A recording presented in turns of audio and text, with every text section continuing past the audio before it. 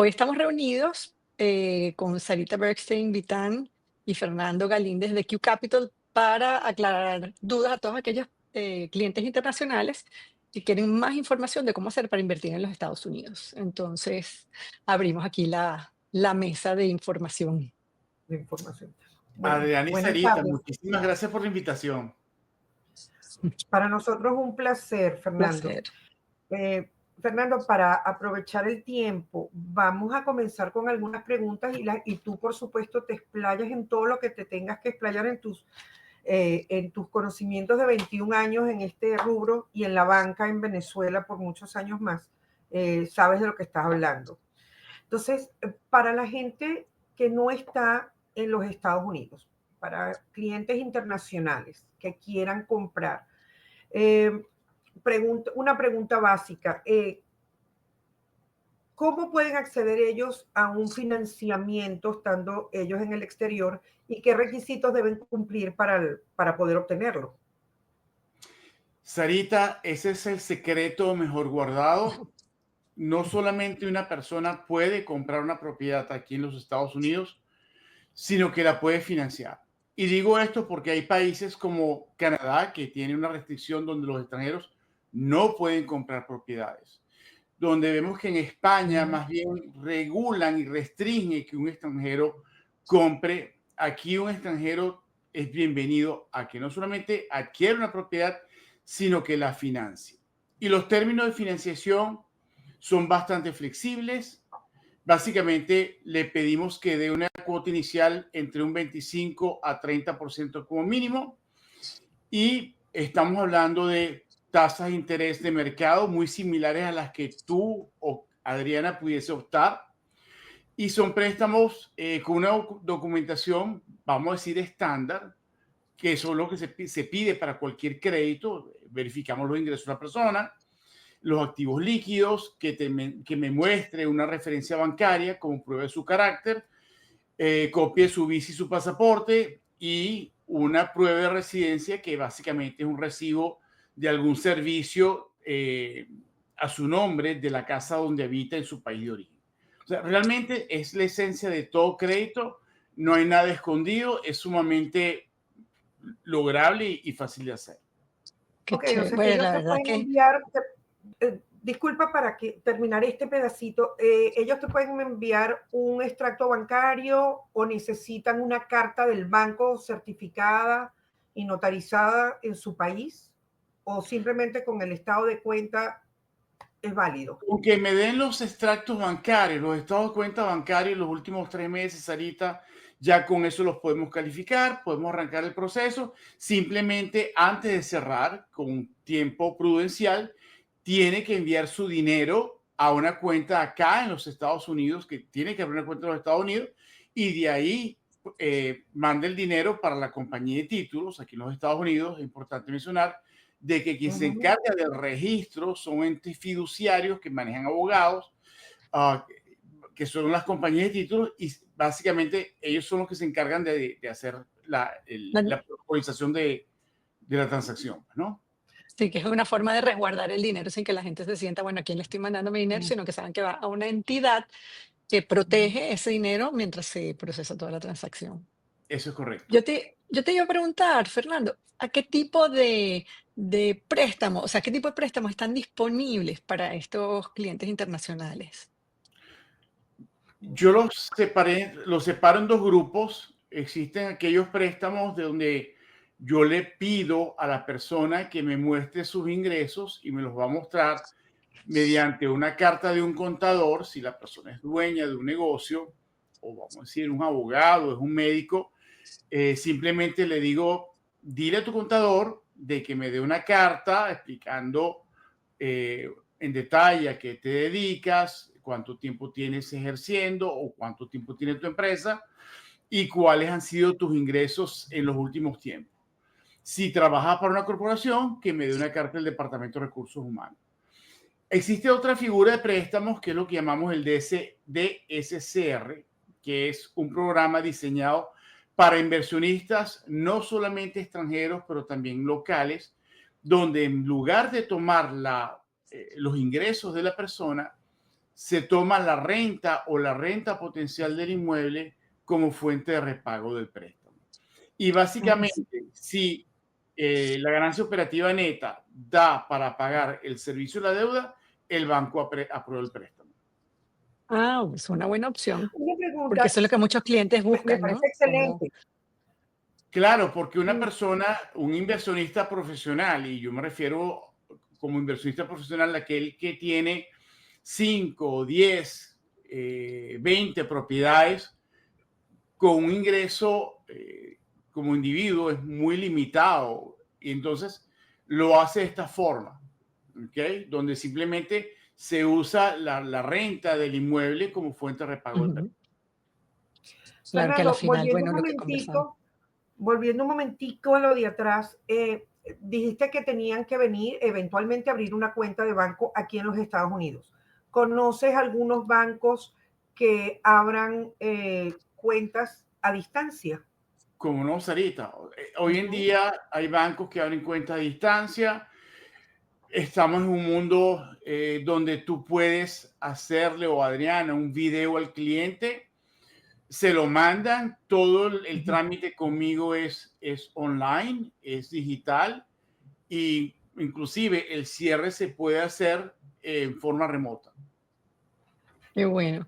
Una pregunta, hay gente que sabes que le tiene como mucho miedo a endeudarse aquí en los Estados Unidos porque como no conocen el sistema, y te dicen, no, yo prefiero pagar en cash. ¿Qué le dirías tú a esas personas que dicen, cuál es el beneficio de endeudarme o pagar en cash? Mira, yo estuve en esos zapatos, ¿ok? Yo no viví toda mi vida aquí en los Estados Unidos. Tuve una época donde yo era un profesional que trabajaba en un banco en Venezuela y quise comprar, pero nadie me explicó, me llevó de la mano Ujú. y me mostró cómo podía no solamente comprar, sino apalancarme. ¿Cuál era el miedo? Yo decía, bueno, ¿qué pasa si me devalúan la moneda? ¿Ok? O implementan un control de cambio. Son riesgos que tiene cualquier persona en Latinoamérica.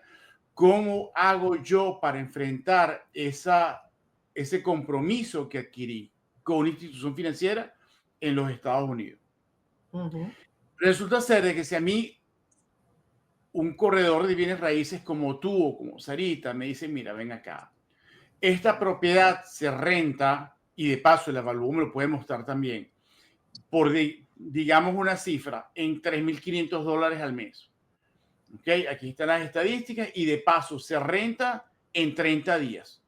Ya eso me da a mí una tranquilidad enorme. De paso, nadie me dijo de que si yo pedía un crédito, el banco me iba a pedir, y es por protección mutua, unas reservas. Esas reservas pueden ser 6 a 12 meses. Entonces, suponiendo peor escenario de que implementar un control de cambio que tenga dificultad en convertir a dólar, yo tengo aquí en los Estados Unidos esa reserva que me permite asumir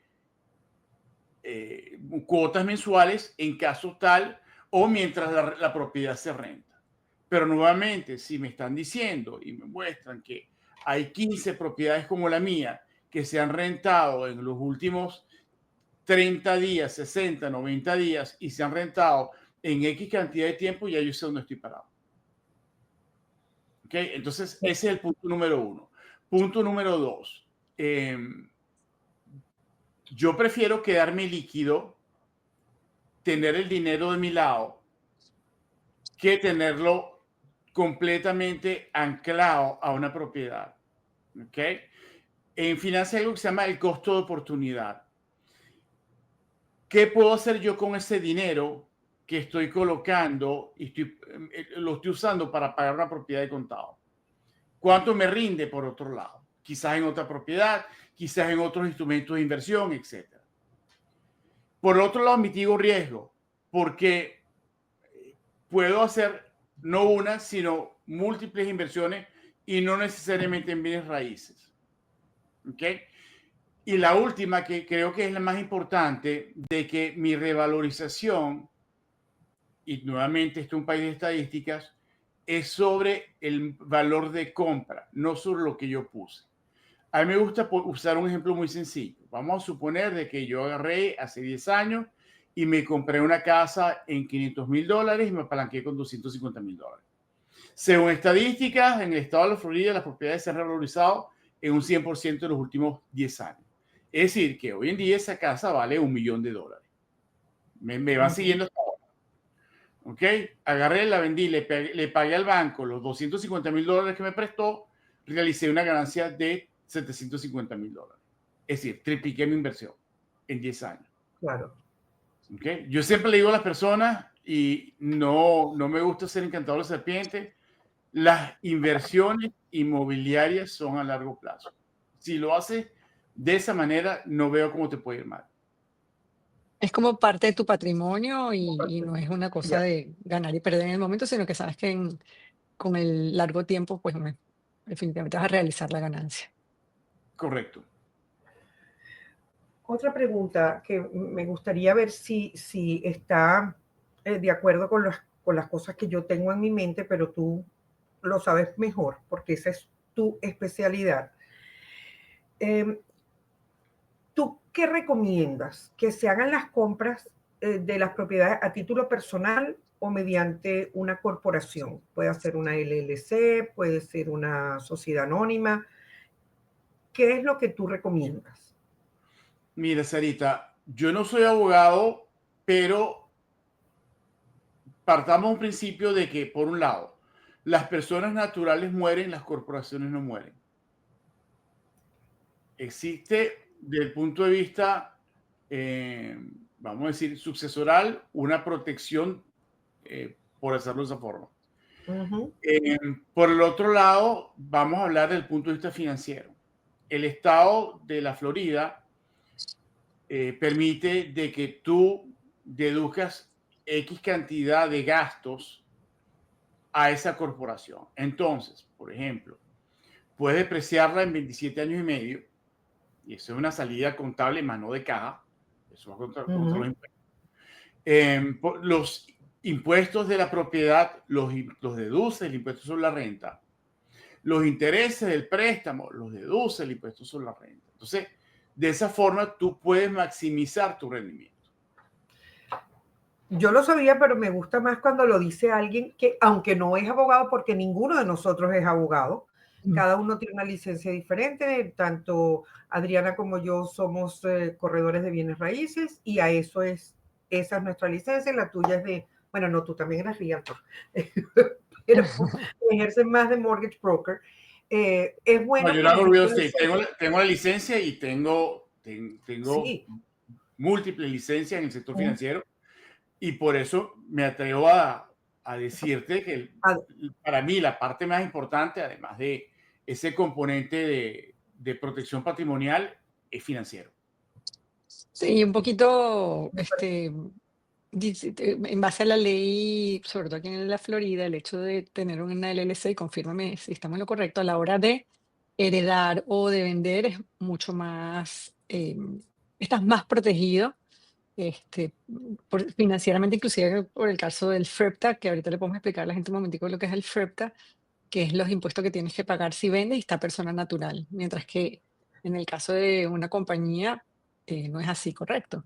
Sin Pero es que no duda. es solo A ver, un ajá. abogado o un Bueno, como contador un te la tema, ¿no? puede estructurar de una forma que puedas ser eximido de esa retención del 15% sobre el valor de la venta, porque se considera que esa empresa es un ente, un ciudadano americano, y por ende no significa que no va a pagar impuestos sobre la ganancia de capital. Ojo, y lo aclaro de un principio. Sí va a pagar y pagamos todos, pero no le van a hacer esa retención del 15% del valor de venta en el momento en que valga la redundancia, vende la propiedad. No, y Claro, efectivamente la gente piensa que, perdón, que como apoyando lo que tú decías ahorita, que los préstamos nada más salen a nombre de personas naturales y pierden ese ese beneficio cuando beneficio. son compañía y es un mito. Eso es Pero algo que es tocando la parte espectacular. Compra la propiedad a nombre de la corporación y listo. y el préstamo sale a nombre de la corporación. Obviamente la persona que está detrás es el garante, ¿no? Claro. Claro, pero en referencia a lo que tocó Adriana en la parte sucesoral, cuando tú falleces, pero tú le entregas el ALC, o sea, la corporación completa, entonces ya no tienes que pasar por otro tipo de documentación, que si de la casa, que si aprobara el nuevo. No, no, no, ya está listo. Ya la corporación fue aprobada y ya. Y así es mucho más fácil al momento de una herencia. Una pregunta, Fernando. Una persona que decide, o sea, ir contigo y hacer toda la parte de financiamiento, o sea, ir con un préstamo a la hora de inversión, más o menos cuánto es el tiempo para que la gente se haga una idea desde que comienza este proceso hasta que si pasa la precalificación y todo va bien, ¿en cuánto tiempo más o menos la persona puede saber si fue preaprobado, cuánto le van a prestar? Adriana, yo te puedo preaprobar a una persona en 24 horas o menos. Y desde que entre en contrato a que llegamos, que vamos a la mesa de cierre, 45 días. Sí, para que la gente tenga un estimado de que a veces la gente se pone nerviosa. Mire, ¿y qué pasa que no sale? Sino que entiendan que esto es un proceso y ese es el tiempo normal de una Como en transacción. todas partes del mundo, tienen que entregarme la documentación que se le pida. Dame tus estados de cuenta bancarios, dame la carta del contador, en fin, si se entrega, eso es una chuleta. La documentación tal cual se le pide es rápido.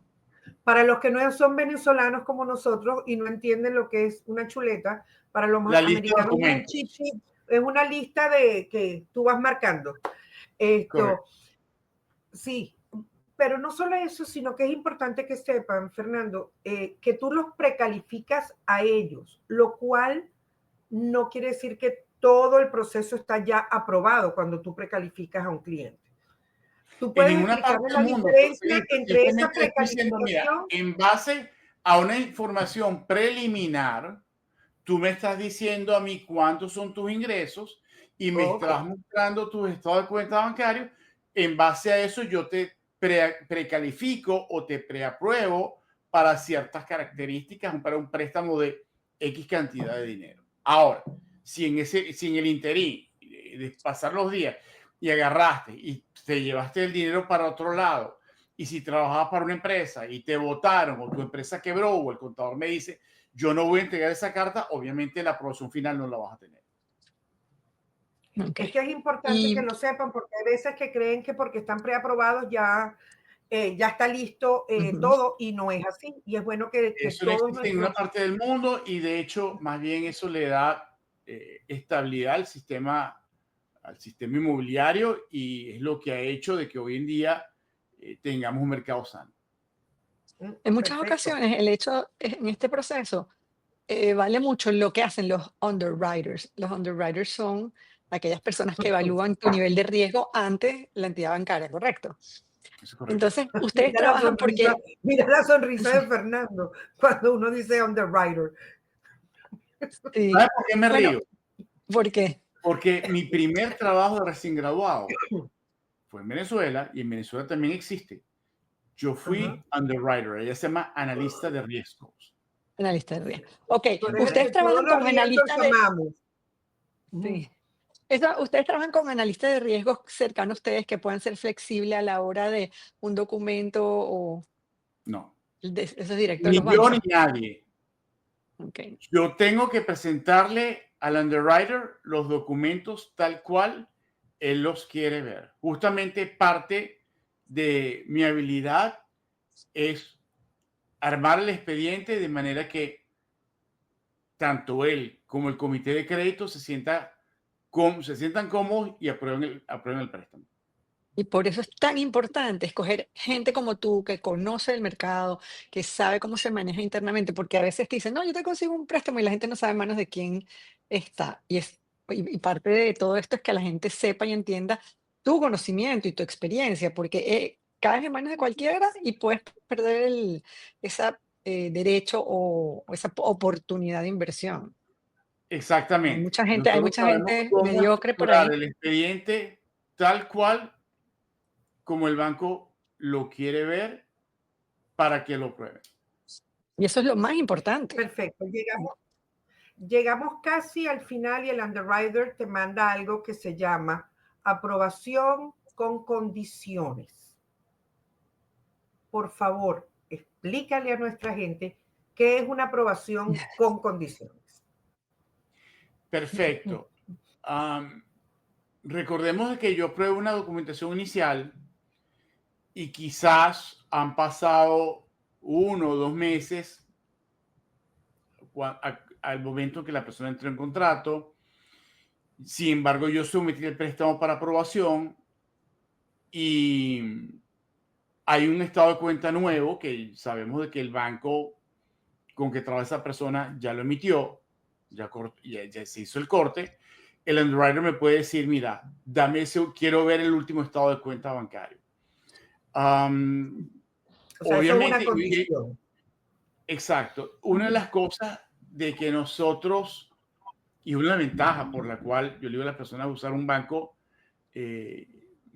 para comprar una propiedad es una ventaja, porque vas a tener un socio que se va a encargar de revisar de que esa propiedad, el avalúo de que si es un condominio, los estados financieros sean favorables, van a revisar, y estas son cosas que pueden salir en las condiciones, y de hecho salen, cuál es el índice de morosidad entre los copropietarios, cómo está el seguro de ese edificio, en fin, cosas de que si una persona compra de contado, bueno, mira, agarré, firmé y ya, no revisan No se entera. estos detalles que para nosotros como entidad financiera son importantes y que obviamente un underwriter pide verlas. Y, claro, y lo que tú estás proteger al explicando ahorita, inversionista.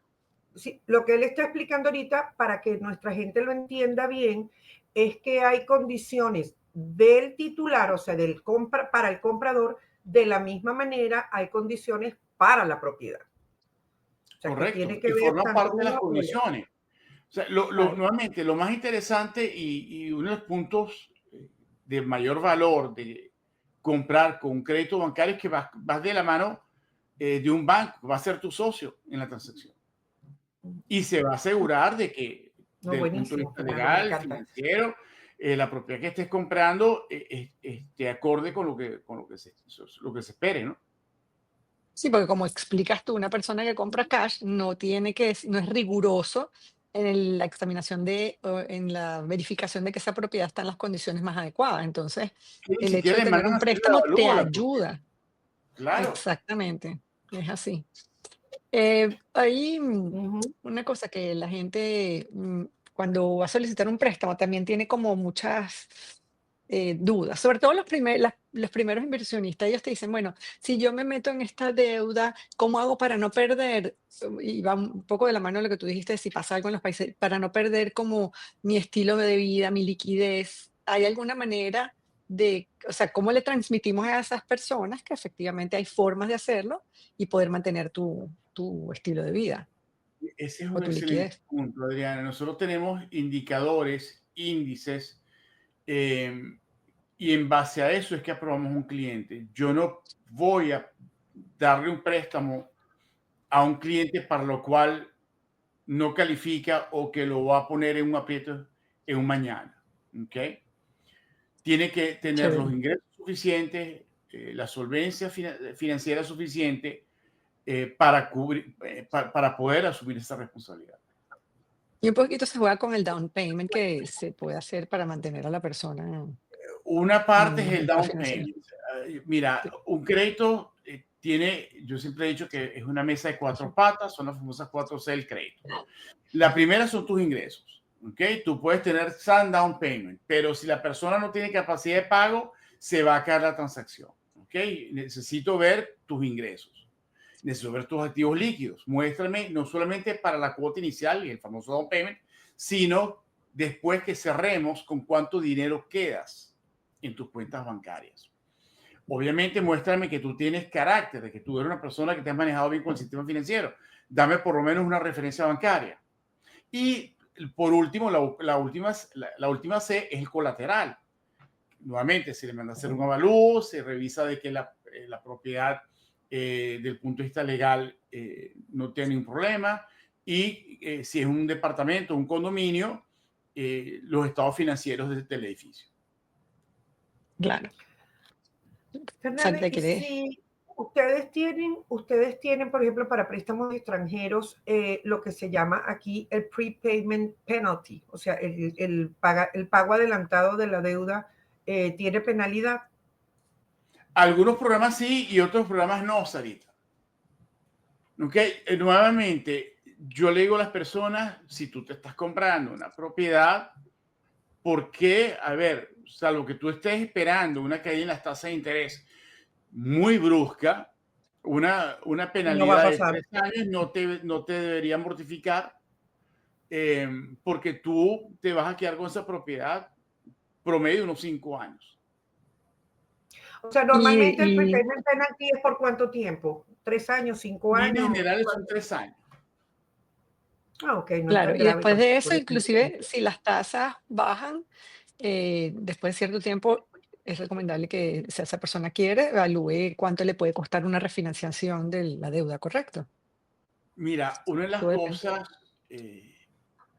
bonitas de este sistema es que cuando, a ver, las tasas de interés fluctúan con el mercado de capitales, con la bolsa, porque están atadas a las letras del Tesoro de los Estados Unidos 10 años. ¿Okay? Van, suben. ¿Qué pasa? De que si las tasas de interés bajan, tú puedes refinanciar ese préstamo a mejores condiciones. Pero cuidado, cuando eso ocurre, más personas pueden calificar. ¿Ok? Entonces, al haber más actores en el mercado, más personas buscando, la tendencia de los precios a la alza. Entonces, es una calle de doble vía. Yo siempre digo a las personas, aprovecha momentos en que, por ejemplo, en esto, momentos que la tasa está alta, si lo vemos con respecto a hace 3 años, pero sin embargo, si vemos las tasas de los años 90, estaba mucho más alta que hoy en día. Yo Okay, compré mi casa al 17%. Correcto, pero Sarita, hay una pregunta. La casa que tú compraste hace 20 y tantos años, ¿cuánto te 29. costó y cuánto vale ahorita? Bueno, esa casa me costó con todo, que la mandamos a hacer. Tú sabes dónde queda porque es donde vives tú. Vivo en la urbanización, correcto. Vives en la misma urbanización. Esa casa con todos los upgrades y todo me costó con upgrades $300,000. Hoy en día esas casas están en 955,000, en 1,000,000, porque la mía tenía piscina. Estamos hablando, Entonces, fíjense una cosa, estamos hablando de una casa, Sarita, de más espectacular. de 4 habitaciones o más, con Tenía, piscina. tenía 6 habitaciones. 6 habitaciones habitaciones. más oficina. Correcto, correcto. Una pregunta, y esta respuesta la saben ustedes porque yo. Hoy en día con $350,000, ¿qué te compras en Miami? No respondo, porque O sea, tú te puedes comprar no una hay. casa, no hay. No ¿Ok? hay. No hay. Entonces, Por lo menos no hay realmente, algo donde tú puedas vivir. entonces es relevante la tasa de interés en ese momento. Después pudiste haber refinanciado Mira, una tasa mucho menor. Yo muy te voy cómico, a estaba decir hablando, estaba en algo. mute. Yo te voy a decir una cosa, es importante lo que tú dices, porque hubo un momento que cuando ya yo aprendí lo que eran las tasas y ya fui realtor, que fue mucho después de eso, bueno, sí, unos 12 años después, yo digo, Dios mío, pero ese hombre me clavó. Y llegó una persona y me dijo, en ese momento, ¿sabías algo mejor? No. ¿Eras extranjera? Sí. ¿Necesitabas esa casa? Sí. Te dio lo que Por había, eso es que punto. pero por eso, es que yo tuve una experiencia también donde me hubiese gustado saber más, porque hubiera hecho cosas diferentes y no creo que la persona con que le hice fue encantadora, sabía muchísimo, pero financieramente creo que pude haber hecho algo diferente. Y de esto se trata, de comunicarle a la gente asesorarse bien, estar segura que le dan todas las herramientas antes de tomar una decisión. Por eso este tipo de información son tan valiosas. Y Claro. una pregunta, ¿cuál le dirías tú, hablando ahorita de esa falta de asesoría que a veces uno tiene, cuáles son los errores más comunes que tú sientes que un inversionista extranjero comete a El la hora de primero es pedir no un tomar préstamo? acción. Bueno, esa A es la ver, peor de todas. fíjate una Pero eso cosa, es para todos. Por miedo, sí, es así. la primera es esa, por miedo a no tomar acción. Y si tú te das cuenta y analizas todas las monedas latinoamericanas, muchas de ellas en los últimos 10 años han perdido el 40% más de su valor frente al dólar, el dólar estadounidense. ¿Okay? Entonces, eh, dejas tu dinero en moneda local en vez de cambiarlo. Entonces viene el tema, ok, ¿y dónde la meto? Resulta que la economía mundial es una economía de 115 trillones. De esos 115 trillones, Estados Unidos tiene una economía de 30 trillones. Es decir, lo noté, participa con un 26%. Un solo país. China tiene una economía de 18 trillones y la Unión Europea de 19 trillones. O sea, todos los países de Europa sumados son 19 trillones. Es mucho menor a la economía americana. Entonces, a la hora de tú tomar la decisión dónde voy a invertir, creo yo que tu primera prioridad es los Estados Unidos. ¿Ok? Entonces, ok, perfecto. Cambiaste tu dinero, ya lo tienes en dólares estadounidenses. Ahora, ¿qué hago con él? Bueno, la cobertura, y como decimos en inglés, el hedge más estable contra la inflación o la mejor manera de tú protegerte contra la inflación es o compras oro o compras propiedades. Que de hecho, si tú ves el comportamiento del oro en los últimos 10 años, el gramo de oro estaba en $40 el gramo, ahorita está aproximadamente en $84 el gramo, coincide con el crecimiento de las propiedades inmobiliarias en el estado de la Florida. Entonces, definitivamente, y me encanta diversificar, tengo una parte en oro, ¿ok? Pero tengo un componente importante en bienes raíces. En Y ladrillo. nuevamente tiene la ventaja que te brinda las bienes raíces que tú puedes comprar con dinero de otro, es decir, apalancándote con banco hipotecario. Eso es así. ¿Okay? O sea, estás construyendo Hablando, riqueza con dinero hablando, de otro. hablando de las diferentes formas de poder adquirir, ¿cuál es tu opinión sobre hacer este tipo de compras con criptomonedas? Mira, para mí, es mi opinión muy personal, la criptomoneda es un instrumento de cambio sumamente valioso. Es decir, tú puedes convertir de cualquier moneda del mundo a dólar estadounidense por medio de Bitcoin, por ejemplo, el dinero en segundos a un costo mínimo. ¿Okay? Te estás bypassando cualquier posibilidad de control de cambio, en fin, tiene unas ventajas enormes. Pero tienes que entender que también las criptos son sumamente volátiles.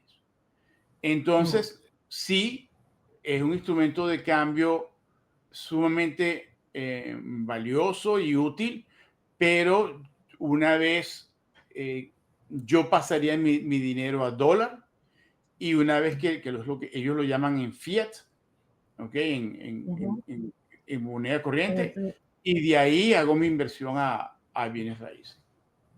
Sí, porque puede Perfecto, fluctuar y es high risk. Claro, claro. exactamente. Sí. Hemos Fernando, visto que entre el los La miedos verdad, cuando la la verdad es gente... que Bitcoin de yo estoy 100 baja segura a que nuestra 20. gente está aprendiendo. Mira, otra tema Ujú. que creo que todos escuchamos con mucha frecuencia es, además del miedo de que si los intereses están muy altos, porque la gente se quedó con esa idea de que como en la pandemia bajaron tanto, ahora está muy alto y la gente no entiende que están en una tarifa bastante normal. Eh, Hay otro tema que la gente habla con mucha frecuencia, que es hoy es Trump, mañana es otra cosa, pero la gente se abstiene de pedir dinero o de invertir por la situación política. Y básicamente creo que es un miedo que con el tiempo pasa, porque hoy es Trump, ayer fue la guerra de Rusia y mañana puede ser cualquier otra cosa. Volvemos a lo mismo. ¿Qué recomendación le darías tú a la gente cuando no quiere invertir o apalancarse porque tiene miedo a la situación política de un país, Ok, como es Estados Unidos, que es tan mira, estable, pero de hecho la pandemia generó mucho ruido y mucho miedo, ¿no? ujú, La pandemia pasó. ¿Qué pasó con los precios después de la pandemia? así. Exacto. Y no Y solamente durante hablando de también. bienes raíces, te hablo del mercado Pero, bursátil, todo se disparó. ¿Ok? Justamente con la pandemia bajaron las tasas de interés a niveles jamás vistos. Pero ¿qué Creo que más nunca generó los eso? vamos a ver también. Más sí, nos nunca, es que vamos no, a ver es que tampoco. vengan, ustedes recuerdan colas, personas en fila de En los una open cuadra house. para ver una casa y donde para una casa hacían 15, 20, 30 ofertas. Ujú, Pero también eso correcto. generó una inflación que se montó al 9%, que obligó a la Reserva Federal a intervenir 11 veces Sí. y subir las tasas a los niveles que estamos actualmente, pero que ya la inflación ha logrado reducir, se ha logrado reducir prácticamente hasta donde se quiere llevar. ¿Ok? Ujú. A pesar de eso, seguimos teniendo una tasa de desempleo sumamente sana y una economía sumamente robusta. ¿Okay? Entonces, fenómeno Trump, nuevamente, viene el ruido. ¿Okay? Independientemente de que si te guste o no te guste Trump, estamos hablando de la primera economía del mundo, estamos hablando, y vamos a poner el ingrediente de Trump un segundito. Estamos hablando de un constructor, un desarrollador, donde ya puso a manejar Fannie Mae y Freddie Mac a un señor de apellido Purtle. Todos sabemos quién es Purtle Homes, una de las constructoras más Ujú. grandes de este país, junto con Lennar. Y se está hablando de que quien va a sustituir a Jerome Powell, que es el actual presidente de la Fed, el chairman, y que para mí ha hecho un excelente trabajo y lo estamos viendo a nivel de equilibrio de mercados, que es lo que se estaba buscando, al actual secretario de tesorería, se llama Scott Bessent. Hoy en día, para mí, el trader más agudo que existe a nivel de hedge funds es ese señor. En finanzas es un mago y pueden ver su historia. Entonces, ellos están conscientes de que bienes raíces es una llave, es un termómetro que tiene la economía. Cada casa que sale al mercado, y me refiero en cuanto a contribución, lo que ganan ustedes, lo que ganamos nosotros, lo que gana la compañía de títulos, es decir, todo lo que formamos parte de esa transacción, contribuye a la economía de los Estados Unidos con $130,000 cada unidad. Entonces, obviamente, la forma más rápida de tu reactivar la economía es facilitando y haciendo de que las personas puedan comprar propiedades. Y pueden adquirir propiedad. La construcción y bienes raíces por sí son ¿cómo se dice? Un dinamizador de la economía. Es un pilar importantísimo en la Es un economía de este pilar. país. Eso. Te la Cuando reactiva en nada. inmediatamente, bueno, eso lo vimos nosotros en el 2008 cuando la burbuja, lo vimos en el 2020 con la pandemia. O sea, esto se reactiva inmediatamente porque todos en esta vida necesitamos un techo para vivir y nos Sarita, mudamos porque los trabajos nos quedan más cerca, más lejos, los colegios de los niños, en fin. Entonces, Sarita, hay que tener en cuenta que los tres países de mayor crecimiento poblacional del mundo, el primero es India, el segundo es China, el tercero es Estados Unidos. Hoy en día tenemos un déficit de más de 5 millones de casas. O sea, terrible. Sí, Sí, señor. señor. Eso Sí, es señor. importante. Hay que seguir invirtiendo, eso es lo más importante, hay que seguir Sí. invirtiendo y apalancándose para lograr los objetivos que uno está buscando. Bueno, Yo- quería un poquito, no sé si queda alguna otra pregunta importante que quieran hacer y Bueno, mira, la si verdad que no, yo en este momento, Fernando ha sido muy claro en explicarnos todos. Lo que sí es importante que si nuestros queridos internautas, los que están escuchando y viendo esto, tienen alguna duda, pues van a tener la información de Fernando, la de Adriana, la mía. Ahí están, ya está ahí el banner corriendo para que tomen nota. Y bueno, sepan que los tres somos profesionales, estamos todos licenciados, trabajamos legalmente en este país y, y bueno, la idea es ayudarlos a poder adquirir su propiedad desde donde esté. Así que y bueno, de manera Fernando, de verdad, informada, con claridad, exacto. Que cada paso que que den cada se sientan seguros de lo que están haciendo. y que cada duda que tengan, pues cualquiera de nosotros se las puede responder sin ningún problema. Fernando, de verdad, una vez más, gracias. Me encanta compartir contigo porque eres muy claro y conocedor de todo De la este materia. tema de las inversiones y de los financiamientos. Sarita y Adriana, Muchísimas gracias. muchísimas gracias por la invitación. De verdad quedo a la orden, no solamente con ustedes, sino con toda la audiencia, con sus clientes. Y aquí estamos para ayudarlos. Y definitivamente hay una cosa que siempre digo a las personas: las grandes riquezas del mundo se han hecho o se mantienen con bienes raíces. Sí, de verdad que no duden en contactar a Fernando para cualquier duda, o sea, cualquier información que necesiten sobre financiamiento. Él es el experto en la materia, les va a dar los mejores consejos, los va a llevar por el mejor camino y obviamente Sarita y yo aquí a la orden para entender toda la parte de cómo está el mercado a nivel de propiedad. Así que bueno, ya saben a quién contactar si necesitan algo. Gracias. Bueno, Gracias a hasta ustedes. luego. Feliz tarde. Chao.